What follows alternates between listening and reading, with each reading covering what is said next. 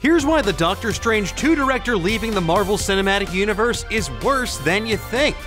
The Marvel Cinematic Universe closed out its third phase with some spectacular outings in 2019, and with that era in the rear window, fans are eagerly gearing up for Phase 4, which kicks off with this May's Black Widow.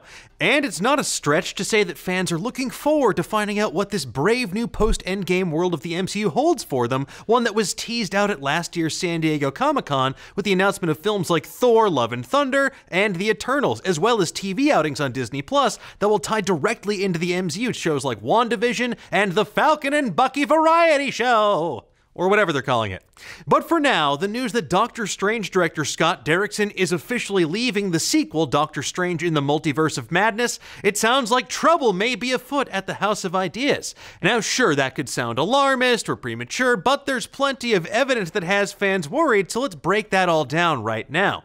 While we've yet to see any footage because it's yet to be shot, what fans were told about the flick had them champing at the bit, namely that the film, like the title suggests, would finally bring the multiverse into the Marvel Cinematic Universe, and that this film would be part of the bridge between Marvel's television shows and their films, along with Disney Plus series like WandaVision.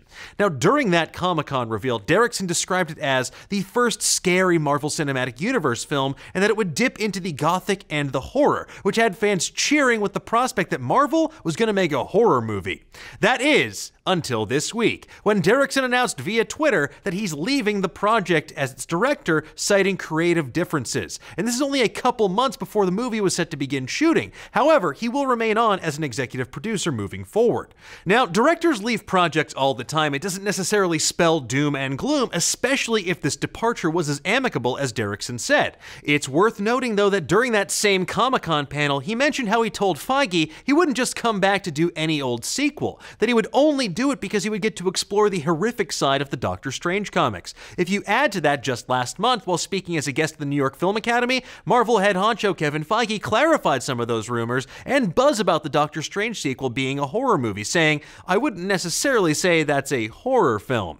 He then went on to explain, "It'll be a big MCU film with scary sequences in it." Now, to be fair, we've arguably already gotten that with 2019 Spider-Man Far From Home.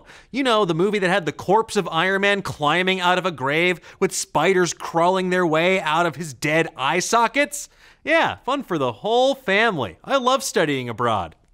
Another wrinkle in all of this is the newly announced fact that WandaVision is going to release this year, 2020, instead of the nebulous former date of, 2021, Pepper Cash. As we said earlier, that show is set to directly tie into the events of the Multiverse of Madness, and moving it up puts a lot more pressure on Doctor Strange to release on schedule. And this puts Derrickson's tweet from December 15th into sharper relief when he said studio release dates are the enemy of art. Yikes. So we have a looming release date, a mandate that the film tie directly into another separate television show, contradicting takes on the tone, and all of these factors leading to the Multiverse of Madness losing its director mere months before it was scheduled to begin filming in May. So things seem a lot more dire than they did at first glance. So what does this mean? Well, first off, we know the studio's sticking to the Multiverse of Madness's May 2021 release date, and they're set to begin production this May. So they're going to need to announce a new director, and fast. Already, some fans are hoping to see other horror directors like The Haunting of Hill House's Mike Flanagan or Ready or Not's directing team of Matt Bettinelli-Olpin and Tyler Gillett take the reins. In a surprising move, many fans are actually pointing the blame at Kevin Feige for this one.